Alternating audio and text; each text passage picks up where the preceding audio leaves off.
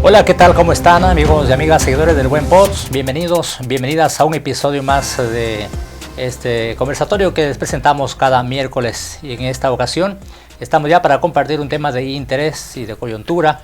Recuerden que este 20 de agosto todos y todas vamos a tener que asistir a las urnas. Aparte de elegir presidente, presidenta, asambleístas nacionales, provinciales, también nos van a consultar en la consulta popular sobre el Yasuní, que nos interesa porque está ubicado acá en nuestra región, en Orellana y también en Sucumbíos y Pastaza, esta reserva ecológica. Este es el tema que vamos a compartir en esta jornada, en este conversatorio, y me acompaña para aquello el ingeniero Luis Tubón, quien es un analista en la localidad que está muy de cerca siguiendo la realidad local y nacional. Así es que bienvenidos, bienvenidas. Iniciamos aquí nuestro séptimo episodio a través de El Buen Pods.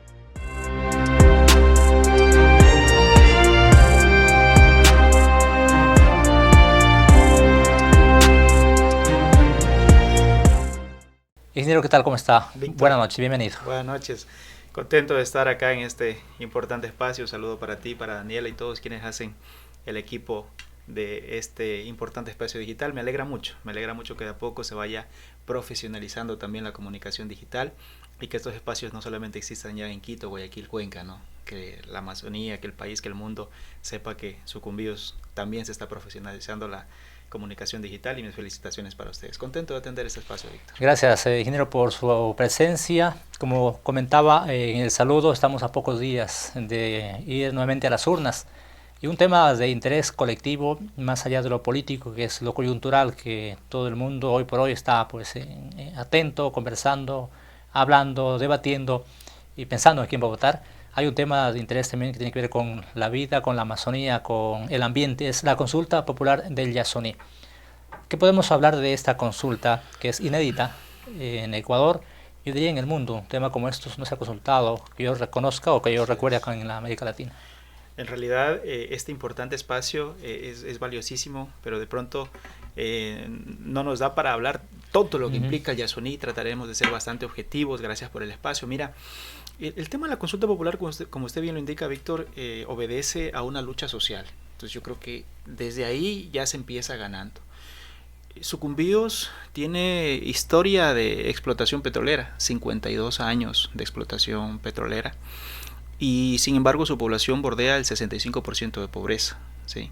Orellana lo propio, y su población bordea el 70 y 72% de pobreza en su población. Entonces algo no encaja para poder concluir de que petróleo es sinónimo de desarrollo, al menos no para la Amazonía. Y en ese sentido, Víctor, tratando de ser un poco objetivo en este importante espacio, me gustaría que me permitas dar lectura textual a la pregunta de la consulta popular del Yasuní. ¿Sabes por qué? Es un tema que ha generado confusión. Exacto. Mira, hasta la semana pasada únicamente un 45% de la población sabía que nos íbamos a encontrar con esta consulta popular. Es decir, todavía hay mucha gente que ni siquiera tiene idea de la consulta popular, ni mucho menos cuál va a ser la pregunta. Entonces, en ese sentido, permíteme dar lectura textualmente a lo que dice la pregunta. Y la pregunta dice así: ¿está usted de acuerdo en que el gobierno ecuatoriano mantenga el crudo del ITT conocido como Bloque 43 indefinidamente en el subsuelo? Esa es la pregunta textual, y frente a eso los ecuatorianos a nivel nacional vamos a tener dos opciones, sí y no. Y ahí es importantísimo aclarar por qué sí o por qué no. Personalmente me voy a permitir dar elementos en este importante espacio del por qué mi postura es sí al Yasuní, es decir, estar de acuerdo con que el petróleo se mantenga en el subsuelo. Y ahí, como usted bien indicaba, Víctor, hay un poco de confusión, porque quizás históricamente se lo referenciaba a todo lo que es explotación, decir no es cierto. Entonces esta vez no a la minería, no al petróleo, no a la contaminación, entre otros temas. Entonces es importantísimo aclarar, esta vez las personas que estén de acuerdo con dejar el petróleo en el subsuelo en el bloque 43 habrá que responder sí. ¿Y por qué yo digo sí? Víctor, yo le digo sí a la... Ya soltaba un dato usted en cuanto al tema de pobreza en nuestra región. Así es. Es un dato fuerte que a lo mejor el país no conoce. Correcto. Acá lo conocemos, nosotros lo vivimos, lo palpamos día a día. Y más allá de eso, Víctor, son las nacionalidades. Mira, no solamente es la población guaraní, la nacionalidad guaraní la que está cercana a esta población, sino también hay los pueblos no contactados, ¿sí? En aislamiento voluntario, como son los Tagaeri, los Taromenani, los Dugacaeri y otros clanes. Sí a conservar, Víctor, la zona más grande con mayor biodiversidad en el planeta, ¿sí? Donde existe la mayor biodiversidad por metro cuadrado. Inclusive se estima de que esta zona tenga las reservas de agua dulce más grandes del mundo. Sí, porque es una posibilidad a evitar de que salgan al ambiente cerca de 400 millones de toneladas de CO2. ¿Qué hace esto? Esto evidentemente de explotarse el Yasuní, ¿sí? ¿Qué hace esto? Esto hace que se acelere el problema del efecto invernadero o el cambio climático. Y aquí es importante hacer un paréntesis. Cuando hablamos de efecto invernadero, Víctor, y amigos que nos están escuchando, cuando hablamos de cambio climático, creemos que estos problemas son solamente de países primermundistas. Creemos que estos problemas son solamente de Alemania, de China, de Japón, de Estados Unidos, y no es así. Revisemos qué pasó en Uruguay el 2022. Tuvo la sequía más grande en toda su historia. El 70% de su población no tuvo agua. La política de racionar agua inclusive llegó a que cada familia tenga 2 litros de agua por familia. Y eso te estoy hablando de Uruguay. No, esto no es China ni ningún otro país de primer mundo. Entonces, frente a eso, creemos que hay que decirle... No vayamos lejos, ingeniero. El cambio climático es una realidad. Así es. Muchos no pensamos, no la sentimos o no queremos sentirla, porque si no, un claro ejemplo, se fue la cascada de San Rafael. Exacto, hay un sí. socavón, hay una destrucción del ambiente natural que tenemos. Así es, consecuencia Víctor. De un cambio climático. Correcto. Entonces, por todas esas razones, Víctor, pero más allá de eso, Víctor, yo considero que sí, porque tenemos una constitución garantista de derechos, y entre ellos la naturaleza. Pero ahí, sin embargo, surge una incoherencia, ¿no?, entre lo que dice la Constitución y lo que dice posiblemente el actual gobierno, o de pronto sectores que están a favor del no. Mire, ¿qué sería de este país, Víctor, si prima de pronto su criterio, el mío, el de Danielita, de sectores diferentes? ¿Y dónde queda la Constitución? ¿Dónde queda la madre ley que regula el accionar del país? Basta con analizar, entre otros artículos, el artículo 57, el artículo 73 de la Constitución, el artículo 407 de la Constitución. ¿Qué dice textualmente? Prohíbe actividades extractivistas en áreas protegidas. Dice la Constitución, textualmente. Eso no es que hay que interpretar, no. Prohíbe actividades de extracción en zonas protegidas. No haría falta una consulta. Si respetáramos la ley y la Constitución. No haría falta una consulta, Víctor. Así de sencillo, sin embargo, está la consulta. Y mira, y esto se ha venido desarrollando desde el 2013 bajo cifras de terror, le llamo yo. ¿Y por qué cifras de terror, Víctor y amigos que nos están escuchando? Primero, ¿cuál es el principal elemento que nos han puesto por el frente para defensa de que hay que explotar el Yasuní? Nos han puesto una cifra de $1.200 millones. Que se perdería si no se explota. Correcto, ¿no es cierto? No se sigue explotando. Que no se sigue explotando. Así es. Eso es mentira. Absolutamente mentira, y lo decimos con números. ¿Cómo salen esos $1.200 millones, Víctor? Sale de multiplicar. Los números son sencillos, los números no mienten. 55,000 barriles que hoy se están teniendo por 365 días que tiene el año, por un promedio de $60 cada barril. Eso da $1.204 millones. La cifra que el gobierno está promocionando. Correcto, pero esos son ingresos brutos, pues. Esos son todos los emprendedores. El que tiene una panadería sabe que todo lo que ingresa no es utilidad, pues. Tiene que pagar la harina, tiene que pagar la manteca, tiene que pagar el gasto del personal. Pasa igualito acá, ¿sí? ¿Cuánto se pagaba, Víctor y amigos que nos están escuchando, a Repsol YPF hasta el 2022, que se terminó el contrato con Repsol YPF en el bloque 16? en el bloque 16 que está en el área del Yasuní. $35 el costo de operación. Por barril. Por barril. La extracción, ¿no es cierto? Pero era un petróleo de mejor calidad, un poco más liviano que el que hay en el bloque 43.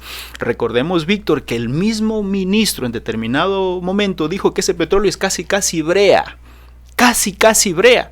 Es decir, llegar a explotar y producir un barril de petróleo en esta zona podría llegar a costar cerca inclusive de $40-45. Y eso ¿sí? hay que restarle de la Eso hay que restar. Con esa misma operación, restando este costo, al Ecuador le estaría quedando aproximadamente $250 millones. Seamos generosos, pongámosle $300 millones anuales. ¿Cuánto representa $300 millones en función al presupuesto general del Estado? Si acaso el 1%. Pero más allá de eso, porque es una mentira absoluta. En el caso de ganar el sí, no es que mañana salen. Prácticamente la producción hasta el 2024 no será ni siquiera 55,000 barriles. Llegará a ser, con la proyección que se estima de explotación, serán cerca de 37,000 barriles.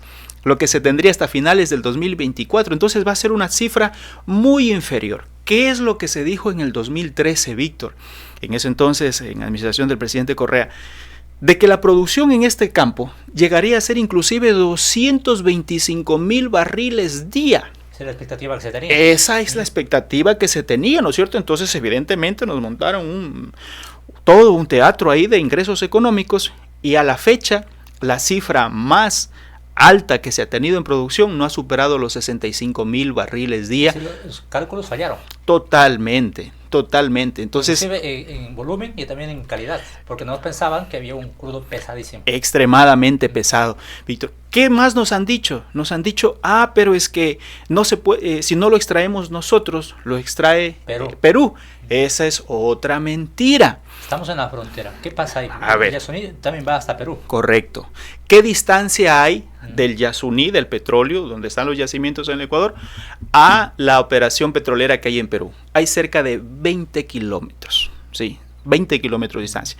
Expertos petroleros mencionan de que a la presente fecha, la tecnología más avanzada en el planeta no te permite explotar horizontalmente más allá de 4 kilómetros, ¿sí? Pero adicional hay un argumento que esto no dicen. ¿Qué es lo que dicen las normas internacionales de frontera? Que en 5 kilómetros de lado y lado no puede haber ningún tipo de infraestructura. Menos bases militares, peor aún, ¿no es cierto? Una base como es un tema de infraestructura petrolera. Entonces esos son elementos que definitivamente han venido debilitando esa cifra. ¿Qué más nos han dicho? Pero es que Ecuador va a ganarse un montón de juicios por tema de incumplimientos de contratos. $500 millones.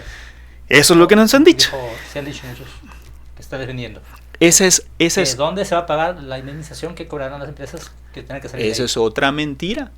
La mayor parte de los contratos, ¿sí?, de servicios petroleros terminan en algunos casos a finales de este año, en otros casos se está terminando en su gran mayoría el 2024, los plazos, ¿sí? Ese es otro elemento que hay que analizar. Si no hay contratos a 20, 30, 50 años. No. Desde el tiempo que empezó esa operación, Víctor, la mayor parte de contratos complementarios están terminando el 2023 y en su gran mayoría, según expertos en el tema, un 80-85% de esos contratos están terminándose el otro año.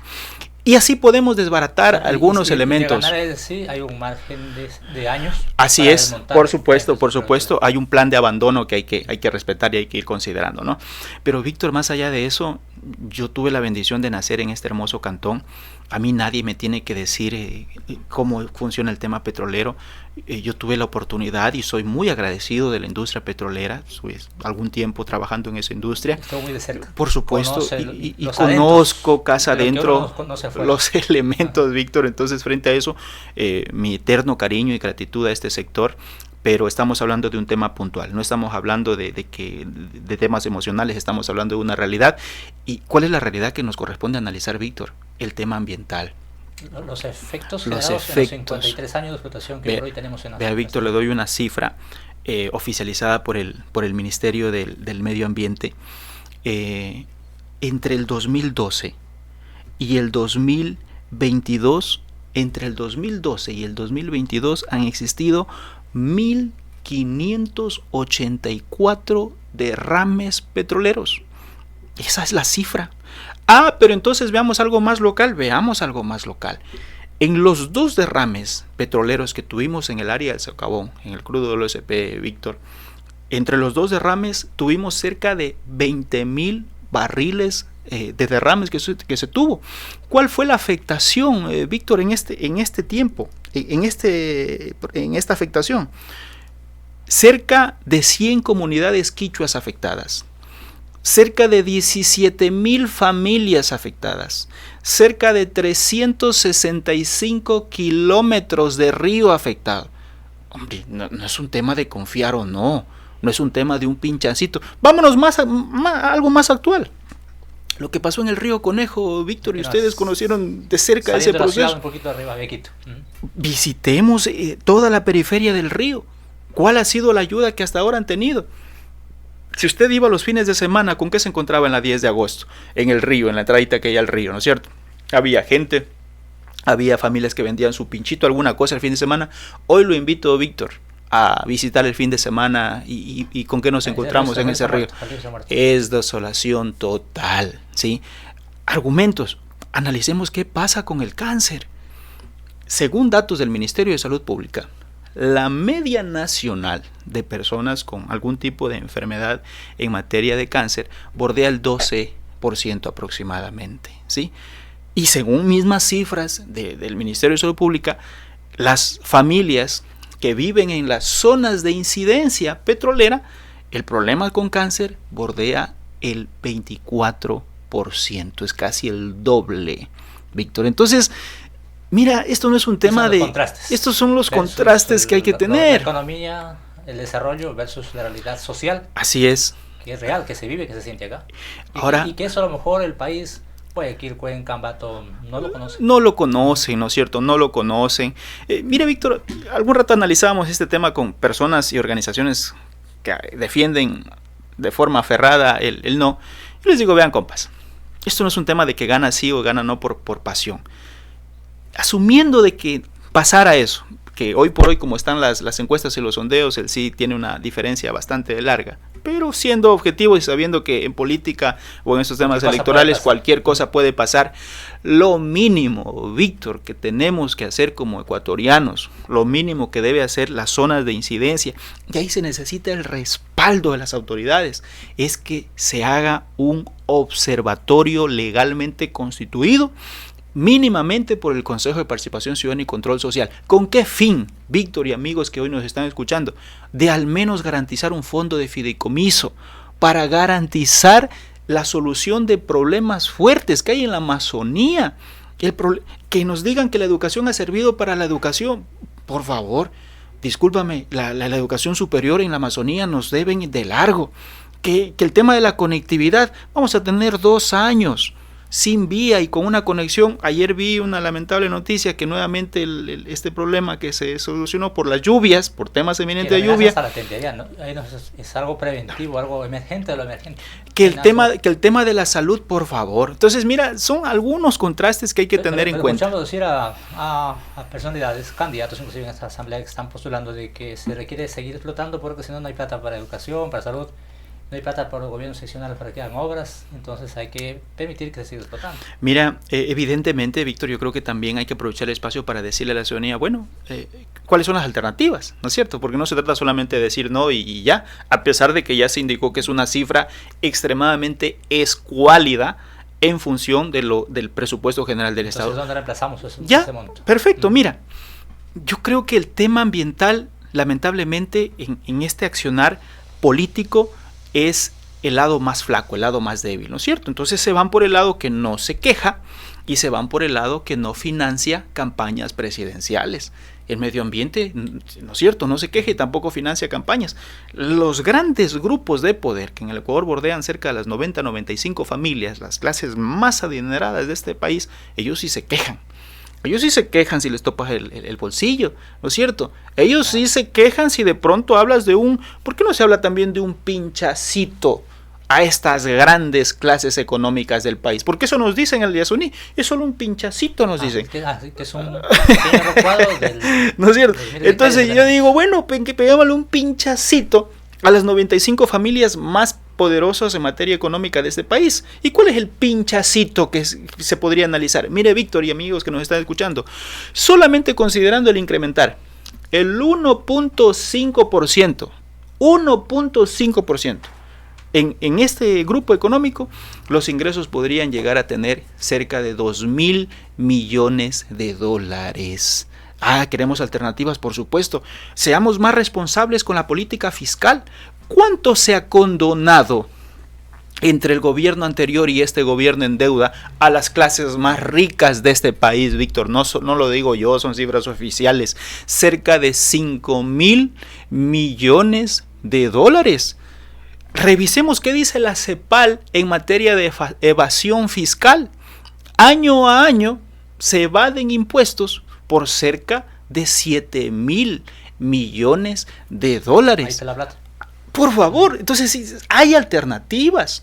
El punto, vuelvo y reitero, es de que hay que regresar a ver a un sector que posiblemente les haga feos y posiblemente se afecten intereses de todo orden, Víctor.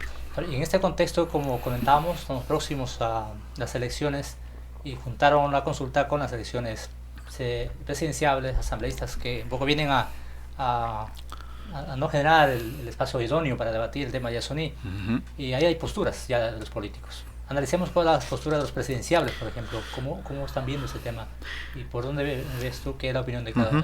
Bueno, el tema ambiental fue el último topado, ¿no? Fue el último eje topado en este debate. Sí, en este último debate. Pero más allá del debate, ya vienen hablando algún tiempo ya de ese tema también.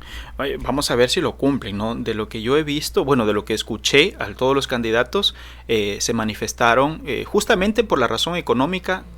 Por ejemplo, el candidato Novoa, el candidato Topic, manifestaron de que las cifras realmente no representaría económicamente una alternativa para explotar el Yasuní. El candidato Otto, por ejemplo, manifestó de que hay que escuchar lo que dice la ciudadanía, lo que dice la comunidad de este tema petrolero, ¿no? Pero más allá de eso, me parece que ningún candidato asume con esa responsabilidad. De pronto Yacu Pérez, ¿sí? Yacu Pérez creo que, bueno, él no es de ahora. Por su histórica defensa. Por su historia, exacto, ¿no es cierto? Si rescatamos de pronto este criterio ambiental, me parece que Yacu Pérez ha sido la persona que más propositiva y más clara ha sido en materia ambiental, ¿no? Y ya cuando conozcan estas cifras, que es una realidad, yo estoy seguro pues que van a analizar mucho el costo político ambiental que puede representar versus el costo económico que realmente representa en la economía del país. La candidata Luisa González ha dicho claramente que va por el no.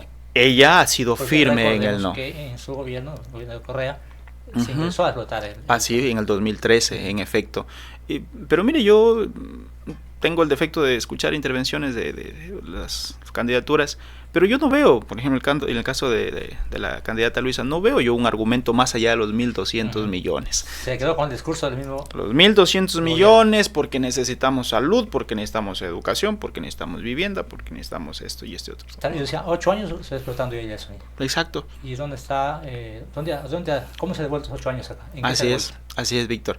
Mira, yo estuve la oportunidad de estar el fin de semana con algunos activistas sociales y coinciden con los criterios que tengo, pero más allá de eso son criterios propios, Víctor. Mire, yo estuve el fin de semana y he estado recorriendo diferentes comunidades porque hicimos un compromiso con la Guario de continuar cerca a la gente y estuvimos en Unión Balsareña, 5 Haces, y se está en proceso de generar nuevos proyectos de producción, ¿sí? En estas áreas.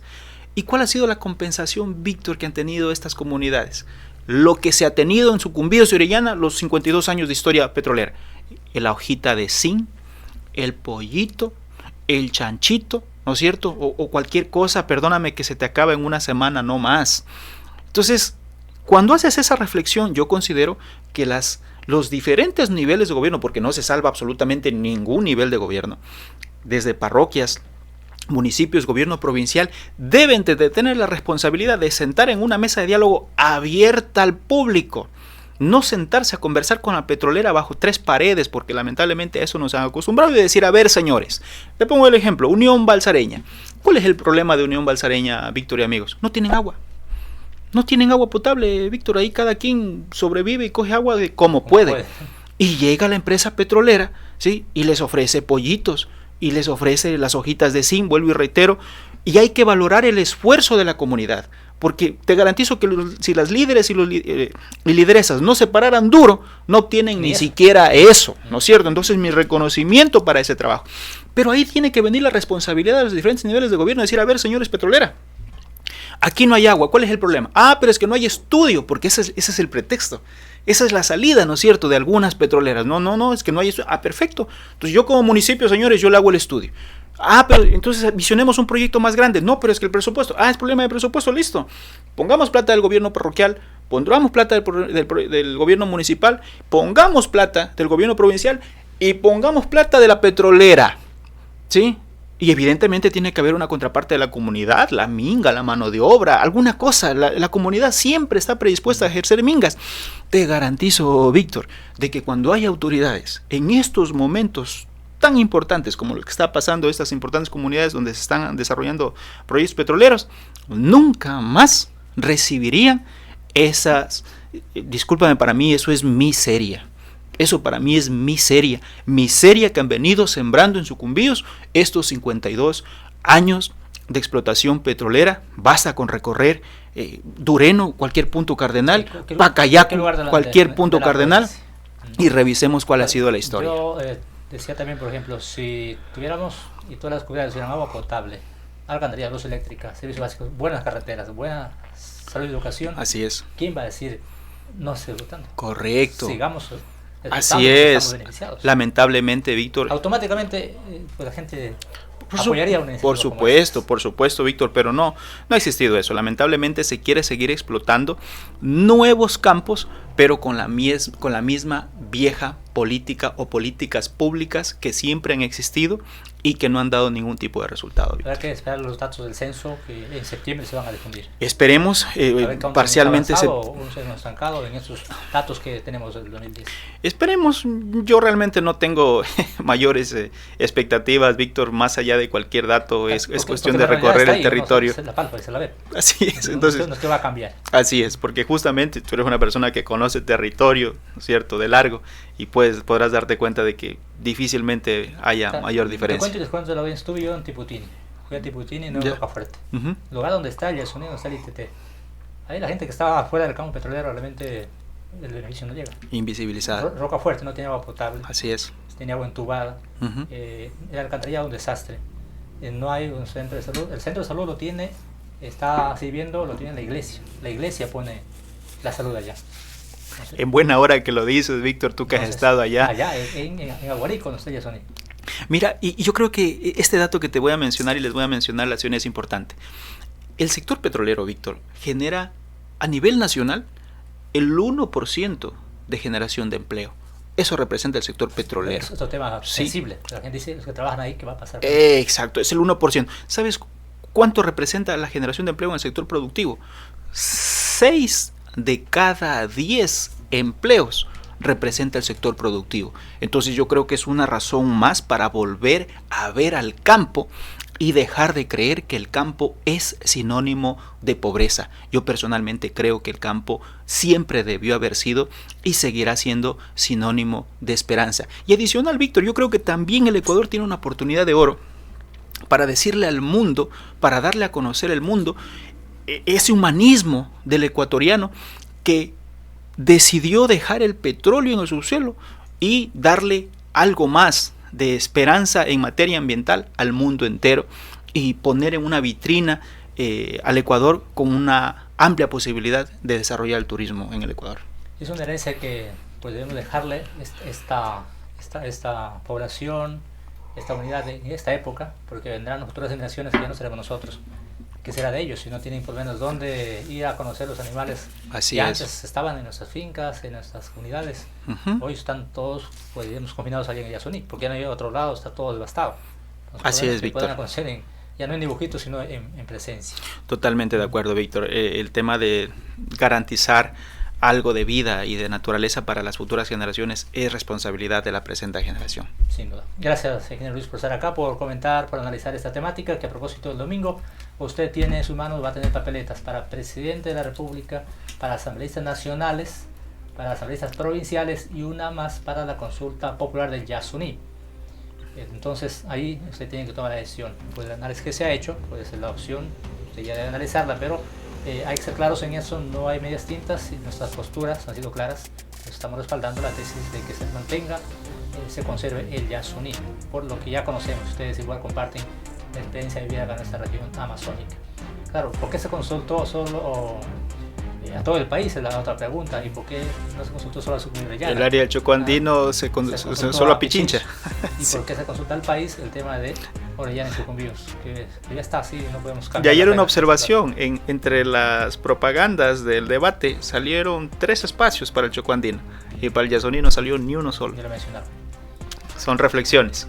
Gracias amigos y amigas seguidores del Buen Pods por acompañarnos en este episodio más de este diálogo, de estos temas que ponemos a consideración de ustedes para que sean parte del análisis, lo comenten. Y el domingo, no se olviden entonces todos a las urnas a decidir por el futuro del país y por el futuro de Yasuní. Hasta la próxima, otro día.